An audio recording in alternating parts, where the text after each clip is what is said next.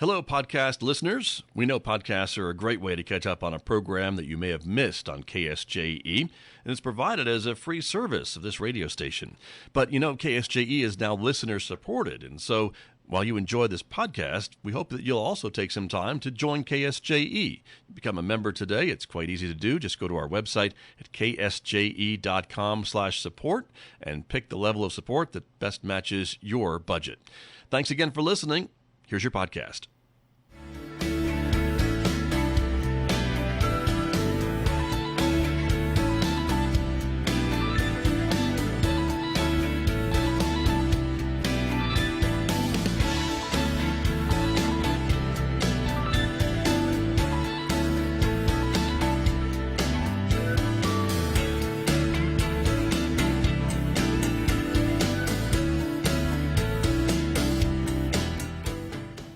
10 minutes past 8 o'clock. It is Thursday morning, the 4th day of December 2025. Good morning, everybody. I'm Scott Michlin. Thanks for tuning in to KSJE, 90.9 FM over the air right here in San Juan County, New Mexico. In Durango, Colorado, we're broadcasting, of course, at 103.3 FM. And if you're listening to my voice from anywhere else on planet Earth, you've gone to our website to do that, streaming all the time from ksje.com, or maybe you're listening through the new KSJE app. However you have gotten to us this morning, we are glad that you're with us, and also welcome to our viewers who are also with us today. The video of this program is streaming out live to the KSJE Facebook page and also to our YouTube channel. So welcome aboard, everyone.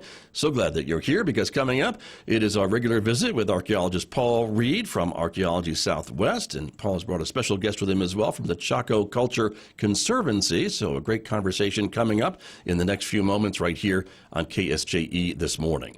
Then, of course, next hour after the news, we go classical music with Roving with the Arts. Mick Hess will take us roving today, just about an hour from now.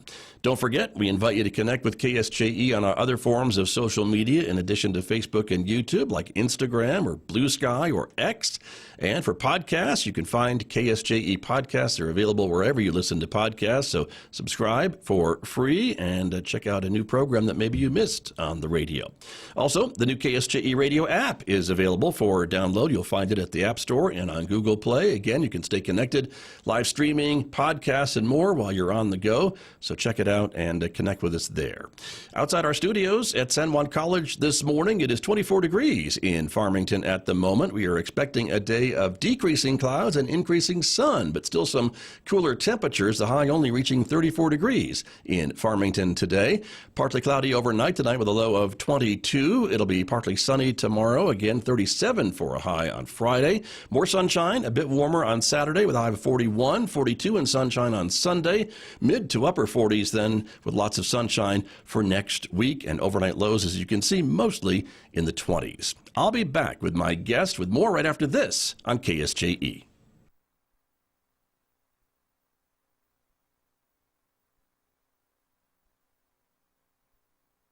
KSJE is supported by San Juan Regional Medical Center. The caregivers of San Juan Regional Medical Center are committed to bettering the quality of life, health, and care of individuals, families, and our communities. Life is their sacred trust. Better is their mission. Here is their home. San Juan Regional Medical Center, improving the health of the Four Corners since 1910. The holidays are here. If you can't get to all the holiday events in person, let KSJE take you there live on Facebook with KSJE on the Road. Join us for updates Saturday night, December 6th from the San Juan College Luminaria display. And then join us on Sunday, December 7th at noon to learn if you're a winner from the PMS Festival of Trees. Happy holidays from all of us at KSJE, and thanks to all the sponsors of KSJE on the Road.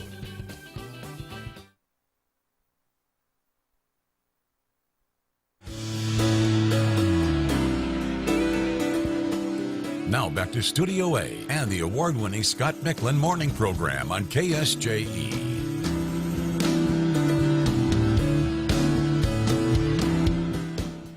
And welcome back to the program, everybody. Again, my guest this morning, local archaeologist Paul Reed, who works, of course, with Archaeology Southwest, back for his regular visit with us. Paul, good morning. Great to see you and hear you this morning. Good morning, Scott. I'm reporting to you here from the snowy landscapes north of Taos. You got a little bit of snow, did you not? Huh?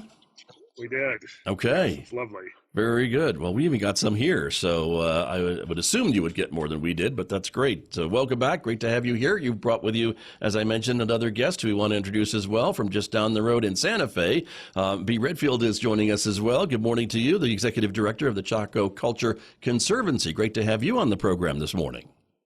Good morning. Thank you so much for having me. It's my pleasure. You bet. Great to have you here as well. And Paul, let me come back to you. We've talked a lot about Chaco Canyon, of course, and of course, it's a place, a site that's near and dear to all of our hearts who are on the program this morning and hopefully watching and listening to us today. But what's the latest on the Chaco Canyon front today?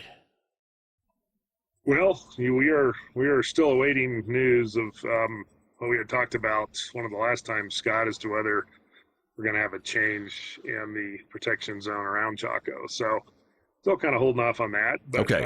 Chaco continues as the amazing place that it is. And of course, with the fortunate end of the government shutdown, folks are going back in and again enjoying the landscapes. And I can imagine folks, especially looking outside, wherever in the four corners here, seeing snowy landscapes. Surprisingly enough, one of the best times to go to Chaco, of course, with the right vehicle to get you there, is December and January. So an amazing time to go. The sights, the landscape, the feeling is very different in wintertime when things are quiet. So there you go. There's my shameless plea for folks to get out and see Chaco, again, with a good four-wheel drive in the next few days. Got you. Well, it comes with a lot of background, certainly, because you've seen it in all seasons, I think. And so you certainly would know a little bit about it this time of year. So a little bit less crowded, you're saying, and maybe get a chance to explore more of the park with less people, I guess, and more elbow room, right? Right. And just, for me, connecting to places of the deep past that we all share is about some solitude and really being able to, catch the vibe of being in that place and trying to understand what life was like, at whatever interval in the past. So, yeah, the winter is magical for that. Gotcha. Sure. Very good. Sure. Thank you. Let's go to B. Redfield. B, I want to talk with you about the Chaco Culture Conservancy. This is a group that is separate from the National Park Service, and you advocate for both Chaco Canyon and nearby Aztec ruins as well, both areas, correct? Yeah, that's correct. So we're the official park partner or friends group. Sometimes you'll hear those terms kind of interchangeably for both Chaco Culture and Aztec. Obviously, both UNESCO World Heritage Sites, and we do a lot of engaging with the communities.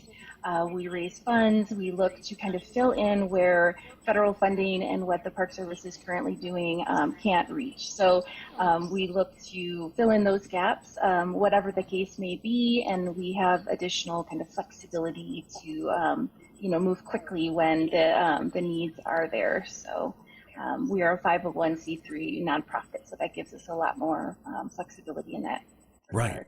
Very true. And to be clear, you're not a part of the National Park Service per se? Exactly. Yes, exactly right. And that's kind of how it's set up with a lot of the different parks across the country to give a little bit more flexibility and also just to allow us more leeway to work with the communities and to raise funds and to find those gaps and fill in those missing pieces. Right.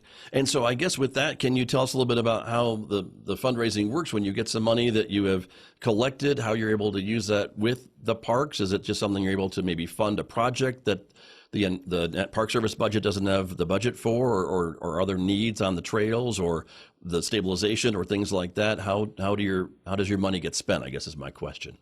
Yeah, great question. It's kind of all of the above. We work directly with the park staff, the superintendent, to identify where the need is greatest. And so some of that will be on the yearly basis. We'll identify at the beginning of the year. So for projects like research, stabilization, stewardship, those are identified quickly. But we also have the ability to move in, for example, when there's, not necessarily with Chaco, but with some parks, if there's a forest fire and they need funds immediately day of, the friends groups can mobilize those funds immediately to provide for the park. So anything that, they need in an emergency basis, we can also step in and provide that type of support. Sure. Great. And you mentioned that you're a 501c3, meaning that donations to your organization are tax deductible to some extent, correct? Yes, exactly right. And the organizations like the Conservancy are fully funded by donations and grants and other, income in that we don't receive any funds from the federal government. So all of that funding is then, funneled back into the parks, totally dependent upon the communities that want to support Sure. parks. Great. And you accept individual donations? Do you accept corporate donations too, I guess, if a business wanted to support the work that you're doing? Yeah, absolutely. And we are looking to pilot a new business sponsorship program going into 2026. So we are really eager to kind of team up with businesses in the surrounding communities who want to provide additional support to Chaco and Aztec, and maybe get a little bit more visibility for their businesses as well. So looking for ways that we can kind of tier that structure based on business ability and wants to be involved with Chaco and Aztec. Nice. Very good. And Paul Reed, coming back to you with your work as an archaeologist, how important is it for these parks, these great spaces in our area, to have another source of funds for these types of projects that B is talking about? Yeah, Scott, it's hugely important. In sort of the era in which we're in, and I'm talking decades now, of sort of reduced funding to our public lands, our public spaces, and especially all the amazing places that our national parks and monuments protect, it is critical to have outside private groups supporting them. And, and the Chaco Culture Conservancy is really one of the best examples of that. The group takes money in, as B says, and then researchers can apply to do different things through that group in coordination with the park. And the level of support is just something that I don't think any of our parks and monuments can really do without these days. So we're very fortunate with Chaco and Aztec to have the Conservancy in place, and really having, Bee's been on the job here just a few months, but I've been very impressed with her energy and dedication to really getting Chaco back on the map, if that makes sense, and to doing a ton of outreach with groups. And it really is a great opportunity for any of the folks listening, individuals, corporations, as we've said, to put money into an organization that will support these incredible special places that we all enjoy. Sure, very much so. And again, to keep them available for all of us. And we keep hearing, I know, and this question to both of you, about how we are sometimes loving our national parks to death just because of the high visitation. And, everyone wants to see these great spaces, these great places in our country. And so is that another thing that you work on, B, as well, talking about visitation and how to control and how to make sure every visitor has a good experience, whether it's over the winter or in the summer when it's wall-to-wall, sometimes visitors? Yeah, that's a great question. And that's something that comes up a lot with Chaco and Aztec being cultural sites rather than just, recreational parks. Right. And, I think luckily Chaco does have something going for it in that regard, in that it's a little bit more difficult to get to, and the roads can keep some visitors away. Right. But I think, one of the things that we're doing as the Conservancy is looking to bring Chaco to the communities in some ways, with more outreach and programming coming directly to the communities. So it doesn't necessarily have to be all visits to the park to get those experiences. Of course, we definitely want people to come to the parks and have that experience, but we're looking to do a lecture program, rotating through Albuquerque and Santa Fe and Farmington and Durango, so that we can bring speakers who are talking on these a variety of subjects related to Chaco directly to the communities. We're looking to do a book club. We're just looking to, get out more so that people don't have to necessarily always be at the park to be engaging with the park and learning about the park. So that will hopefully offset some of the loving the park to death phenomenon that we've been seeing. True, very true. And for Chaco, that's the situation, of course. And what about for Aztec, though? Because that's a very different accessibility situation. I've never heard a complaint. Pardon me, never heard a complaint about the road going to Aztec, because it's pretty direct, and Aztec gets a lot of visitation because of its accessibility. So, what about that park? Yeah, that is something to consider, is just kind of the balance of the stewardship of the site and, keeping kind of a mind to protecting this treasure that we have on our hands, and also allowing the public to have access to it. And so it's something that the Park Service and all of us who are responsible for that have to always keep in mind. So there's a public education component of just really making sure that everyone knows responsible stewardship. This was a huge discussion when the shutdown happened, because people more than ever had access to the parks without any supervision of park rangers. And as you saw in the news, it became a problem. It was why Chaco and Aztec were shut down, and people didn't have as much direct access to really protect those cultural treasures. But yeah, it is a balancing act. It is something we always have to keep in mind when we're trying to increase engagement and outreach, but also trying to protect such a treasure for the world. So very true. Yeah, very true. And Paul Reed, as Bea was saying, getting the word out to more folks maybe that are a little bit outside of the immediate area of Chaco Canyon and Aztec ruins, the people who live in places like Taos or Santa Fe or even Durango, Colorado, that may not be as familiar with these great sites. Is that something that you think would be a good thing, and to be able to kind of raise awareness outside of this immediate area of these great spots that we have here in northwest New Mexico? Yeah, absolutely, Scott. Obviously with the COVID pandemic, we had a lot of terrible effects in our society. But one of the things that came out of that is the ability to do all these remote video lectures and to get information out. So that really, for me, in the last few years, has been one of the more exciting ways to do outreach. Is to have different folks come in, as Bea said, talk about different aspects of really what is special about Chaco and Aztec. And, at this point, a lot of our regional institutions, Crow Canyon does amazing lectures every month. We do an archaeology cafe with different topics, which, by the way, this month is on trails. So we just had one on Tuesday night, in fact. So nice plug. Nice plug on YouTube. Yeah. So we're really in an amazing era in that sense of being able to reach a much broader audience with video and with audio and with, getting folks interested in what's really spectacular and special about these different places. So that, I love being in this time from that standpoint. Sure. Because folks don't necessarily have to travel to a specific location to hear, what's going on, and to, learn things that perhaps they didn't know, even if they've been in and out of Aztec a few times.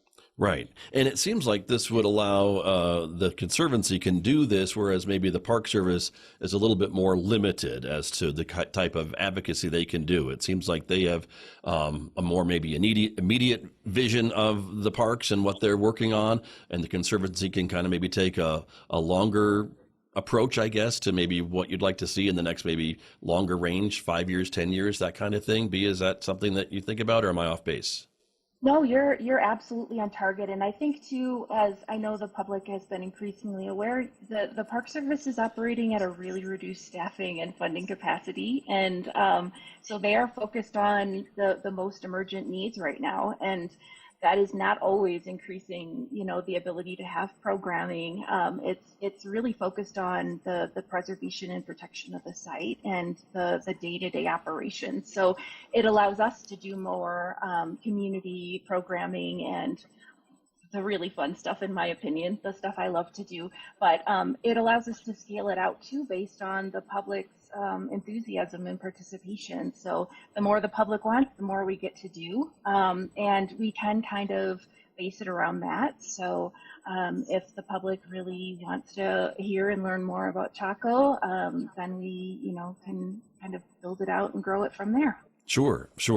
And Paul Reed, I know you and I always talk about the importance of having the Native American component as part of these conversations, as part of these maybe programming decisions and things like that. And Bea, I'll come to you with this question as well, but that's got to be another important component of any kind of programming conversations that you're having. Paul Reed, would you agree with that with your work? I know it is. Yeah, definitely, Scott. As we've talked on the show now for a few years, my field in archaeology, we're experiencing a fundamental shift away from sort of we're just going to be the archaeologists, the experts, the scientists. We're going to go in and do whatever we think is best, towards a much more collaborative engagement model where if we want to do research in a specific area, we're going to identify tribal groups, indigenous folks who are interested in that, and then begin the process of developing research programs, outreach programs, et cetera, in collaboration with the tribes, and not so much of a, well, we've designed this great thing, hey, we should involve some tribes. Now, it's a different model in the sense of fundamentally reorganizing it and rethinking it. And and this has led to, I think, some great gains over the last few years. The other thing we have seen with some groups is just a lot of requests now going out to pueblos and groups, the Navajo Nation, other tribes, with, hey, we want to collaborate, we're talking about this, maybe I'm a graduate student, I'm interested in this. So the level of requests to the tribes have gone through the roof in the last few years. And in a lot of cases, the tribal offices, the cultural offices, the tribal historic preservation offices have not had increases in staffing or funding. So those are some of the capacity issues that I know different groups are trying to balance. But we do feel strongly that any of the work that we do moving forward has to be done, with a strong collaborative and engagement model. And, and I know that B is very interested in that as well. Right. Very good. B, your turn to address the same issue, I guess, about having Native American consultations with some of the projects and programming that you're talking about this morning. Yeah, absolutely. So as national parks, of course, Chaco and Aztec belong to everyone, but I think, especially to the indigenous communities whose ancestors built these sites. So I really see it as our job to honor that responsibility and that care and partnership in our role as a conservancy. So, and also just as a personal, interest and passion for me is to be able to connect and bring that into our programming and find ways to amplify and share out those stories and find ways to make opportunities where possible, whether it be through grant funding that we can bring into the indigenous communities, or sharing out the art and culture, and just bringing resources in wherever we can that are sometimes so badly needed. So yeah, absolutely. Consultation on research projects, I know is a huge part of what our superintendent of both sites is doing when she is bringing in new ideas to the parks. So both on the Park Service side and on the Conservancy side, that is a huge component of what we do. Right. Very good. And with the Conservancy, can you talk a bit more about the makeup? I imagine, we're talking to you, the executive director, but I imagine Yes. you have a board that probably helps direct you and some of the things, give you some guidance on the direction they'd like the organization to go? Yes, we have a wonderful board of directors, and they are all volunteer, of course, and they have a variety of very, very pertinent backgrounds. We have tribal members, we have folks who have come from nonprofit leadership backgrounds, who are current leaders in the Park Service, who have run different kind of park affiliated organizations, and who have a strong archaeology background. So all of that knowledge helps to just shore up what we're doing and provide, additional support for the kind of the things that I really need help with, like, coming up with our end of year budget. I'm not a CPA. We have one on the board. It is so appreciated. So it just makes us that much stronger of an organization and able to really steward the funding that's coming in to make sure that it is being put to the absolute best use for our parks. And as Paul said, you're relatively new to this position, and so you've got a background in what, if you don't mind giving a little bit of your resume? Yeah, absolutely. So I have a background in nonprofit leadership, and I have a master's in human resources management, but then I also went on to graduate school in conservation science. So I come from the natural resources side of things, ecology specifically, rather than the archaeology side. But I have worked in a variety of different settings, Hawaii, Washington, and the Channel Islands of California, working with different Native groups. And so, yeah, this is just kind of a dream job for me to be able to work in such a place that is just so inspiring to so many people, and really find a way to bring all those skills to bring more opportunities for people to connect with Chaco and Aztec. Sure, sure. And so for folks who are listening to us, watching us this morning, if they would like to find out more about the Conservancy or how to support the work that you are doing, I know you've got a fairly active Facebook page. What is other ways to get in touch or to connect with the work that you're doing? Yeah, you can check out our website, which is chacoculture.org. We are also on social media, primarily Facebook, Instagram. We are on LinkedIn as well. And we do have just kind of a baby YouTube page. We have a few lectures up there, and we'll be building that out with our upcoming lecture series in 2026. So yeah, all the socials and our website are the best way. And I also welcome you to reach out to me through email with anything, really. I'm very open door. I love to hear from the communities with ideas and requests for talks. I really love engaging with community members.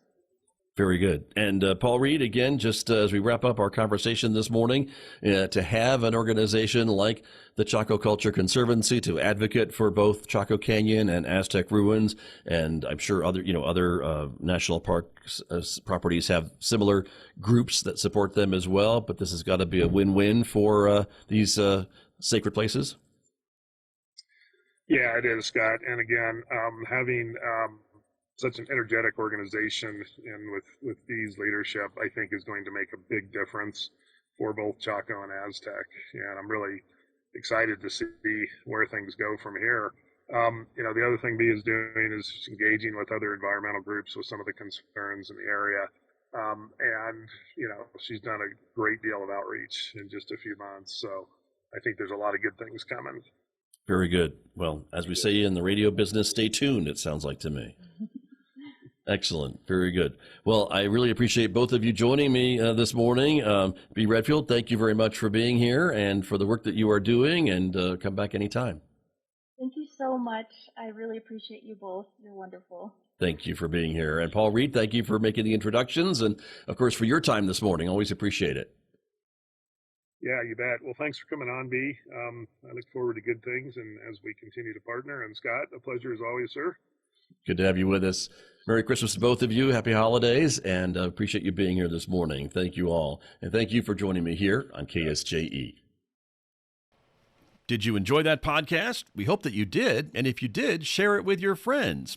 And if you really want to keep podcasts like this coming, please support KSJE. You can do it easily online at ksje.com.